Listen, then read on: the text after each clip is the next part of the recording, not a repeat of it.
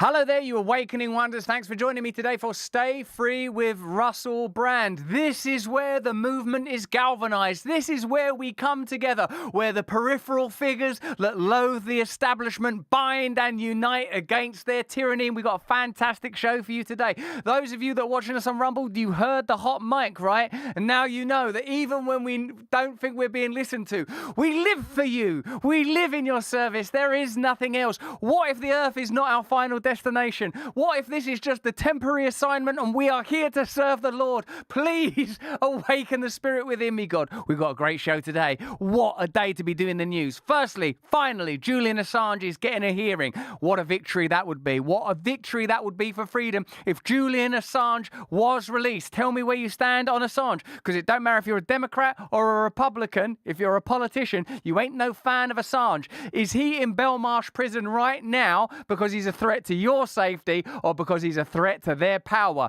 Press 1 if you think it's your safety, or 2 if you think it's their power. Also, a judge has decreed that we're getting the Epstein names, baby.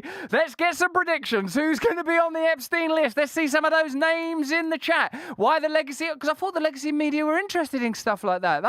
Oh, did you not? You're not investigating that? Got no resources?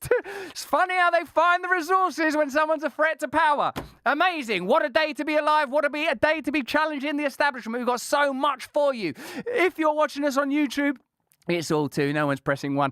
It's all 2s. It's all 2. Yep. I see some of those names. I agree with you. Excellent. Oh, really? You think so? Oh, yeah. And there's a lot of people. Oh, it's going to be rough. Oh, God. This is quite good, the chat. I tell you what, the Rumble chat's good. Also, you could become an Awaken Wonder, become a member of our locals community. Do you want to support this movement? Do you want to be part of this movement?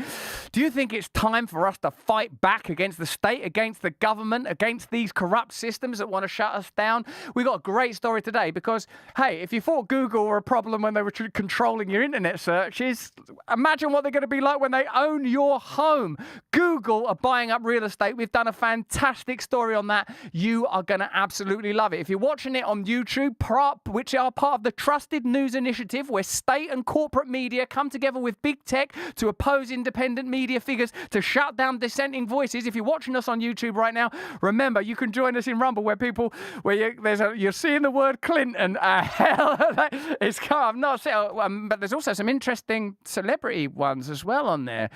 Oh, wow, no, yeah, I feel for him, man. I feel for him, because it ain't easy to get attacked like that. I mean, I don't know though. Hey, Epstein must have known. For Epstein to get that necktie, he must have known some stuff, man. People don't get a necktie like that just for nothing. It shows you're dealing with real power. You're dealing with the kind of power that can. You are in prison. The surveillance camera. That's power, man. That is power. Terrifying. Terrifying. Okay, so listen. This is what we're going to be talking about. We're going to talk a bit about Jeffrey Epstein and the 170, most of which you lot seem to know who they are anyway. Seem to have guessed them all. Yeah, that's one. And also we're going to talk about Assange. And we're going to be talking about the new Elon thing. You know, like Elon is under attack now. He's under attack from X. He's under attack from X, and he's under. Sorry, he's not under attack from X. He runs that. That's his buddy. He's under attack from the EU. Yeah, I ain't on that list, man. I'd remember if I'd been to that island. Yeah, you don't need to worry about that.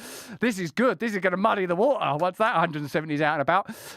So listen, we're going to talk about the EU attacking Elon, and we're going to be talking about the Biden administration attacking Elon. We're going to go into that in more depth later in the week. But we've also got this amazing speech from Barack Obama when he talks about the need for censorship to censor you, because apparently you can't determine truth from fiction. Apparently you need to be spoon-fed like baby food information to keep you nice and compliant and still in your cell. Let's have a look at the Epstein headline first of all. And also we'll get into that Senate sex tape. That was amazing, wasn't it? Let's have a look at the Epstein headline. So 170 of Jeffrey Epstein's high-profile associates will be named in court documents set to be unsealed in the first days of 2024. Happy New Year! It says 177 those who are Epstein's friends, recruiters, and victims within coming weeks. The material related to defamation case brought by Prince Andrew's accuser, Virginia Roberts, in New York against Epstein's Madam Ghislaine Maxwell. The hundreds of files will shed new light on the late financier's sex trafficking operation and his network of influence. That's going to be fascinating. What I say is, he can't have that. What happened in that cell, man? What happened in that cell? So some of these names, they're going to be interesting. So that's that. But what's been going on, it's not just Epstein's list that are at it. There seems to be sex in the Senate. And when you see a lot of those senators, you'd think they should be keeping themselves to themselves, but that ain't how it's going down. And developing on Capitol Hill, a U.S. Senate staffer who worked in Maryland Senator Ben Cardin's office is out of a job after video allegedly shows him having sex inside of a Judiciary Committee hearing room. Aiden May Swarovski reportedly recorded. Suppose you know that stuff goes on. Right, and I suppose what it shows you is that they try to distance themselves. Like what this, do you know what? Even this frivolous and somewhat prurient story tells you is that people should recognize that everyone's having sex. Nobody's perfect. People are doing that stuff. Why have you got this strata of society that pretending that they're better than everybody else, pretending they should censor information, pretending they should be in a position of judgment, pretending they should have access to information that appears to influence the way they invest in stocks and shares? Why should you have a person in British government sitting on the board that is able to sue social media companies, proposing censorship legislation? I'm talking about Caroline Dinenage, then asking that social media companies censor our content. So it's interesting, man. Do you think they're better than us? They think they're better than us. Himself in the act. Senator Cardin released a statement confirming that he is no longer employed by the U.S. Senate, but did not elaborate any further. That former staffer also released a statement admitting he showed, quote, poor judgment. It was poor judgment. Have you seen the graphic? Is that graphic up on our screen now? Not that poor, Joe. I mean, what outfit is that? I know that the Capitol building is sort of subsequently added, but those pants, I've never seen anything like that before. That's what's going on in the Senate. In a way, that's the most authentic thing that's probably happened in that room. At least there's someone truthfully expressing themselves. I feel a bit like this, rather than going in there and saying, I think we should give more contracts to Raytheon. Wouldn't it be a good idea if Pfizer were granted 75 years and legal indemnity? That is honest. People going good, honest sex in a Senate building. God rest their eternal souls, man. Well, not rest their souls, they're still alive. God bless them. Let's move on to some important news, because is there any... You, listen, watch it, you. He bit me yesterday. I'm in a bad mood with him. Be quiet, bad dog. We're over at... We're reaching 21,000 already, baby, and the Rumble chat is crazy. We're getting a lot of Bongino people coming over here. Rumble is finally earning the views it deserves as a free speech platform that is absolute in our principles. You know, Dan Bongino and I are working out a time for next year for us to do, I'm going to say mash up, although I'd prefer a better phrase, really. We're going to go on Bongino's show. He's going to come on our show. Great way to start the year.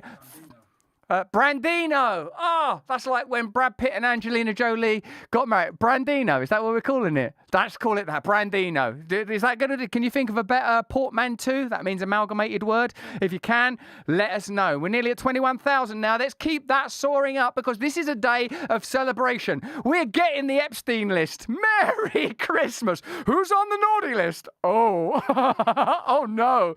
Even Socks the cat? Is there a Clinton that's not on this? Hey, let's not get too excited yet. We don't know who's on it yet. We don't know who's on it. We don't know everybody that's on it yet. Brandino, people are calling it. Yeah, so that's... And as if that wasn't enough, Assange is getting a hearing. Absolutely fantastic. Thank God for justice. Please God, Julian Assange will not be extradited. Please God, Julian Assange will not have to appear on trial for espionage, made up crime. So let's have a look. We're friends with Stella Assange, and the campaign to free Julian Assange is one that we unreservedly support. Let's read about it. The UK High Court has confirmed that a public hearing will take place on the 20th and 21st of February 2024. The two-day hearing may be the final chance for Julian Assange to prevent his extradition to the United States. If extradited, Assange faces a sentence of 175 years for exposing war crimes, almost a year for everyone on Epstein's client list there, exposing war crimes committed by the United States in the Afghan and Iraq wars. War crimes? Hey, don't you expose those war crimes? That's mad, isn't it? Exposing a crime is a crime, but the crime itself is not a crime. It's a wild world, baby. In the US, a bipartisan resolution co-sponsored by Representative Paul Gosar, Republican Arizona, expresses that regular journalistic activities are protected by the First Amendment. Remember that? Remember the First Amendment? And the US government should end its prosecution against WikiLeaks founder Julian Assange, who is accused of publishing classified US military documents. You can find, if you're watching this in the United States, and we know that most of you are, and we love you because we want a unified, decentralized, anti-establishment movement, and we'll never get that without heroes like Assange. We're going to post a link in the description right now. Demand that your representative supports this bill. They want this. We're sticking up for Julian Assange. There you go. Our team's just posted it in the chat, okay? So, and see if you can get it posted in the Bongino chat. See if you can get it posted wherever people are interested in freedom. And we know that's all over Rumble. Read it. I should read it. Actually, can you put it back on the screen then, guys? It's not on my screen. Can I see that, please? Put the thing on the screen. Thank you. Find your rep and how to contact them here. congress.gov/members/find-your-member. We'll post that in the chat right now. Okay? Let's get on with the show. Here's another person who's under threat because they won't sit down and shut up and parrot the talking point, the Rusty Bong Show. That's not bad. It's silly. That's why I like that. The Rusty Bong Show. I could probably do that on my own, couldn't I? Hello, welcome to the Rusty Bong Show. I think the Rusty Bong Show is what we've seen go on in the Senate. It's the Rusty Trombone Show. It's democracy. So listen, yeah, Rusty Bong Show's not bad. We can vote for that. If you want, what do we say, Brandino or Rusty? For Brandino, put 1. For Rusty Bong Show, 2. It's going to be a landslide, Gal, because people will not be able to resist Rusty Bong, is what we're saying. The EU's launching an investigation into Elon Musk. Of course it is, because of X's breaching its obligations to prevent the dissemination of illegal content. Meanwhile, Sticker Mule continue to be a grand organisation that send out stickers. And Black Forest, they're giving me all sorts of power. I'll be telling you more about that later in the show. Let's have a look at this. Well, the EU is investigating Elon Musk's X, formerly known as Twitter, while the bloc's regulator is probing the social media platform for its suspected failure to counter illicit content and disinformation, a lack of advertising transparency, and what it calls a suspected deceptive design of the user interface. It's the first move in the EU's landmark Digital Services Act. So what the EU is going to do is they're going to do an investigation. I mean, they're going to find something. That seems pretty certain. Oh, they'll find something. You know they're going to have a good look. If they don't like you, if you are a dissenting voice, they'll start looking. Rusty Brand, Brangino. Yeah, man. I tell you what, this is what it's like. Do you think this guy looks a bit like Captain Kirk on Botox? And then the question is, what happens after that? They can fine the company, and the law says they can fine it for up to 6% of its annual revenue. Given that X seems to be in pretty bad shape right now, that would be sizable. So there's a lot to look forward here. In terms of anything like this that's going to happen in the United States, I don't know. I mean, Congress is always talking about trying to do something to rein in social media or do something. That's pretty gangster, isn't it? That's racketeering, taking 6%. Do you notice now that sort of bureaucrats like Thierry Breton, an EU official, talks like Don Corleone?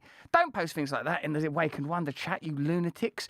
I don't know. I mean, like in the Rumble chat, I expect a lot of chaos, but over in the locals chat, I don't know. We'll do what you want. Free speech, free speech. I guess this is what we've got to advocate for. Please, Heavenly Father, guide us to our highest potential. I know we can find love. I know there is a great power in love. I know we can transcend all this. Yep, there's a lot of excitement for the Dan Bongino mashup. So yeah, I think a lot of people like Brangino. Will Dan agree to that though? Let him know in his chat that it's being proposed, because I quite liked Rusty Bong, but that's another story. So there you go. You find now that bureaucracies and state agencies act like gangsters, determining for themselves what can be regarded as truth and what ought to be regarded as misinformation. At that America Fest thing, Charlie Kirk, you know what it is. It's an America First event, isn't it? And it's obviously like a conservative, libertarian, right-wing type of deal. I see that Tim Pool was there, a bunch of people. I was supposed to go myself, had a lot on lately. So have a look at what Charlie Kirk's analysis of the situation. The best thing is use X and Twitter because it's obviously a threat to them. Mm-hmm. They wouldn't want to shut it down or go after Elon if it wasn't working. The greatest hope we have in 2024 is we have a sliver of the public square back that we didn't have in 20. And that's why they're going to try to either indict Elon or they're just going to try to crash Twitter through a DDoS attack or some sort of... DDoS attacks, that's a new thing, isn't it? That's happening a lot more frequently now. Happened to Rumble the other day. They like to blame China for it. The fundamental question you have to ask yourself here is, are they attacking Elon because they think Elon's a threat to you or because they think Elon's a threat to them? Once you've answered that question, you can see how this game works. Anyone that's a dissenting voice eventually will be attacked, and then you have to decide, is that because they're a bad person? Indicting Elon, is that possible? Should Elon be indicted? Do you think he will be indicted? That's a little talking point for you guys in the chat. Let's let Charlie Kirk finish up. Foreign threat. They're going to try to take Twitter down by the summer. The EU is going after him now. Yeah, they just announced this today, obviously. Right? No, people are saying things on Twitter that you're not allowed to say. Okay. And they're going very viral very quickly, and public opinion is changing too rapidly. Have a look at this from Barack Obama. He's got a new movie out. And it's interesting, isn't it? Because sort of when Trump sells those stickers, those baseball cards that he sells, well, they're not stickers, are they? That's Sticker Mule. When Trump does those sort of weird baseball cyber cards, what would you call them? Digital cards, NFGs. Yeah, when Trump does that, everyone's like, oh my God, this is so vulgar. Because they don't like you. and they don't like that kind of language. But Obama, he can go around the world, he's got movies here, he's got books there, it's all classy, it's all elegant, it's all too good for you. Now, Barack Obama's out there talking about misinformation. You are going to love this, because guess how they decide what constitutes misinformation? Information that damages state narratives, information that discredits the legacy media, information that empowers you to stand up against authoritarianism. This is fantastic, because you could almost believe him if it hadn't been for 2008, if it wasn't for the incessant dronings during his administration, if it wasn't for the fact that a man elected on a tidal wave of hope and optimism crashed that into the rocks of state imperialism with the way that the banks were bailed out and with the way that people across the world were droned in the name of military-industrial complex interest. Note the excellence of this piece of rhetoric, how Obama paints a brilliant picture of why censorship is a good thing without ever addressing why people don't trust the state, why people don't trust legacy media. It's excellent. No wonder they're, well, I don't know if they're winning. Maybe we're winning. Are we winning? Is this good? You know, Assange might be freed. It's possible that Elon Musk can make a stand. It's possible that we might finally be dismantling them. Maybe people from this world will start taking up positions of political power. It's possible. It's possible. Let's have a look at Barack Obama. Understand, it's not necessary for people to believe disinformation in order to weaken democratic institutions. That's interesting. So it doesn't matter if you believe it, because you might say, I can decide for myself whether or not I'm going to believe information. I don't need you stepping in and censoring it on my behalf. But notice Barack Obama brilliantly says that's irrelevant. And why does he say that? He says that because now they can legitimately start censoring information, not because you're stupid and you can't discern for yourself, but because it muddies the water. Now, he stands there at a pulpit at Stanford. You'll remember the Barrington Declaration that was shut down, where Jay Bhattacharya and a number of other brilliant epidemiologists and academics pointed out that lockdown measures might not be successful, that you don't vaccinate at the height of a pandemic. What was that called? Answers in the chat? That was misinformation. Oh, that's interesting. So even Stanford University espouses misinformation when it's not convenient to the interests of the powerful. And note how across this address, never is the subject raised of the culpability and responsibility that the state bears for the lack of trust that most of us feel for the state, for the legacy media. Check this out. It's brilliant propaganda.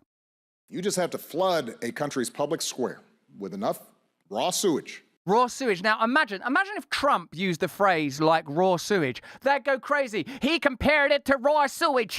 That's feces. That's body muck. That's backdoor porridge. Trump's out of control. But what Barack Obama is referring to as feces there is anything that's inconvenient to the interests of the powerful. Why? When that Barrington Declaration came out, that was adrift in feces. When people were offering valuable, important information, that was feces. What was in the ceramic enshrinement of sanitized information was the shaming of people that were vaccine hesitant, was the mad propaganda and musical numbers promoting that medication. So when we're talking about misinformation, malinformation, disinformation, what we're fundamentally talking about is information that is antithetical to the interests of the powerful, right? You just have to raise enough questions, spread enough dirt, plant enough conspiracy theorizing that citizens no longer know what to believe. Once they lose trust in their leaders, in mainstream media, in political institutions. But why have you lost trust in your leaders? Is it because in 2008, when Barack Obama could have supported the American people and ensured that there weren't en masse foreclosures of homes, he could have regulated the banks? Remember, not one person has been imprisoned as a result of that financial crash and that financial corruption and that exploitation. That was a key moment in recent American history. That is when many of us learned, oh, wow, the neoliberal establishment is absolutely corrupt. They will always support the interests of the powerful. They will always support the elites. And why do people not trust the legacy media? Because the legacy media has spent the last 3 years propagandizing and advocating for measures, whether they were social measures or medical measures, that have proven subsequently to be worthy of a lot more exploration, discussion, and analysis. And those of us that wanted those conversations were smeared and attacked and called dissenters and shamed. You've seen the propaganda. You've seen people say they shouldn't be allowed to go in hospitals. It's an extraordinary time, but it's done so elegantly. Look at the backdrop. Look at the insignia of the Obama Foundation. The name Stanford, suddenly respectable in this context. Not respectable when it's Jay Bhattacharya saying that these measures are unreliable, that these measures should be subject to more scrutiny. Then Stanford is an institution full of crackpots. There is no fundamental truth. There are no values or principles that are rigidly stuck to. There is just an agenda of exploitation that is utilized and mobilized however it's convenient that day. So that's why at any point, if you can see where do they invest in their money in stocks and shares, just tell me where they invest their money. Just tell me who they take money from. Just tell me who's donating. That's all you need to know. In each other, in the possibility of truth, the game's won. Let's have a look at a little bit more propaganda. This is from Jen Psaki, who formerly was, of course, the White House chief of press secretary, wasn't she? And now it's Karine Jean-Pierre, who you can tell every time you see her just looks knackered and is just waiting for her own TV show. Jen Psaki's got her own TV show now. You can see propaganda live. She talks about Hunter Biden, right? And sort of about like, it's a bit tricky, the Hunter Biden situation. But she spins it live like, Joe Biden, he's a good dad, though, isn't he? Now, can you imagine them saying that about Trump if he was sticking up for Eric or Don Jr. or any of the Trump kids? Understand, it's not necessary. It's not Jen Psaki. That was Obama again. He's everywhere, this guy. Look, I think if you're sitting in the White House right now, you're like, please, Hunter Biden, we know your dad loves you. Please stop talking in public. This is not helpful to any of them for him to be out there. But at the Can't we just conceal it, forget about it, not cover it, say it's Russian disinformation? same time, the president loves his son. That takes precedent over anything else. That is appealing. That's the headline. President loves his son. Not information was repressed, lied about, it was admitted. Did you see that bit where the head of the CIA went, well, it might have negatively impacted the election? The phrase negatively impacted an election should be an anomaly. It shouldn't exist. Why? Because there is no negative election. There's the will of the people. That's all there is. Negative shows you agenda. Thinking of the woman in your focus group who talked about family. He loves his son. He loves his family. He's worried about his mental health. But yes, the White House would like him to probably go away right now.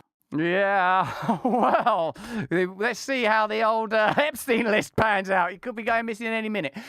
So, George Santos, he's an interesting figure, isn't he? I don't claim to understand him. He's probably someone that's going to end up being on our show, isn't he, sooner or later? He's sort of, what is he? Is he adorable? He's a sort of I once played Fat Sam in Bugsy Malone at school, and it reminds me of how I was then. He's sort of a chocolate-eyed and adorable young fella in a way. Let's have a look at him. I can't believe was he in Congress? I can't understand what he is. He was a congressman. This is brilliant, the way everyone's corrupt. They're all corrupt. Republicans and Democrats alike. Swampy, slimy people selling this country down a river. Who else in Congress is committed? The swampy, slimy people selling us down the river. And this interview, I mean, she's extraordinary. What a woman. Fraud. They're all frauds. Name them. If you were to put me. Isn't the news gone mad? Like just how it looks now. Like him in his velvet suit, like both of them with their plunging necklines. It's astonishing. Name them. If you were to put them Name them. all under the same scrutiny I was put under, you'd fucking vacate the whole goddamn building. Wow. Now that's an interesting point. If you put them under that level of scrutiny, wow. So who do they put under scrutiny? Who do they interrogate and investigate? At the moment, Elon Musk is being, like, if you saw, and we're doing a piece on this later this week, you're going to love it, the number of agencies that you fund that are currently attacking Elon Musk is like, the people that are in charge of aeronautics, the people that are in charge of employment law, even the people that are in charge of the fisheries. That's not even a joke, like the fisheries. Fisheries. I don't even know what Elon Musk does that's connected to fish, but they're investigating Elon Musk. Government is weaponized against those that threaten its existence. They will use those state agencies to destroy, and the legacy media, of course, will amplify those narratives if ever you become a threat to them. Can I name them and you just wink if I... Go ahead. Marjorie Taylor Greene. No. Kevin McCarthy. Yes. Lindsey This is like a podcast, isn't it? This is not. No, it is podcast. It is a podcast. Oh, fair enough. That makes sense. Graham, Yes. Matt Gaetz, No. Bob Menendez. Because I like this game. Like, what is it we're asking about them? Would you? Okay, so it's Mary Scruggs. So Gold Bar Menendez? Dan Goldman. He doesn't pay his rent. Dan is owing $180,000 worth of rent right now on his $45,000 monthly rent, which is what most Americans make a year. There you go.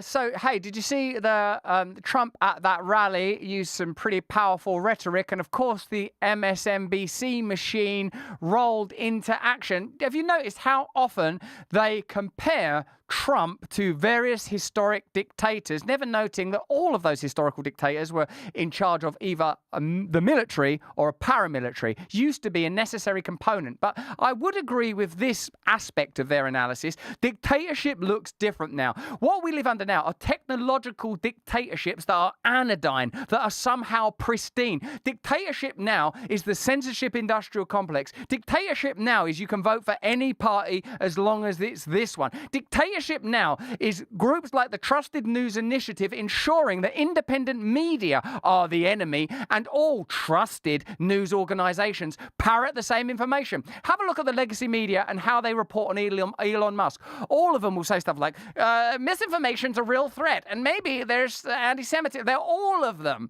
will use information to legitimize the attack and takedown of Elon Musk, because dictatorship now is not militaristic, it's big tech and administrative. It's the alliance of new technology with old school state regulation funded by corporatism. And you all remember that what Mussolini said, of course, is that fascism is the alliance of the corporate world and the state world. And we've already got fascism fundamentally, if that by that analysis. Let's have a look at MSNBC comparing Trump to Hitler and even claiming to know what Donald Trump has on his bedside table. Let me know in the chat what you think it is. If you're watching us on YouTube, remember, you're going to have to come over to the citadel of free speech itself. That is Rumble. There's a link in the description. Join us over here. Join our movement. No hate speech, only the unifying speech of love. Although I can't vouch for the chat because people say what they want in there, and those guys are pretty crazy. So if you want to see Trump being compared to Adolf Hitler, and let me know if,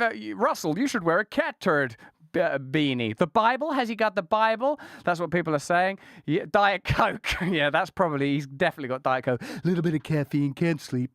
So listen, guys, yeah, we're going to be here for another 9 seconds. If you're watching us on YouTube right now, click the link and join us over on Rumble. We're going to see how is Trump like Hitler today. Fantastic news story.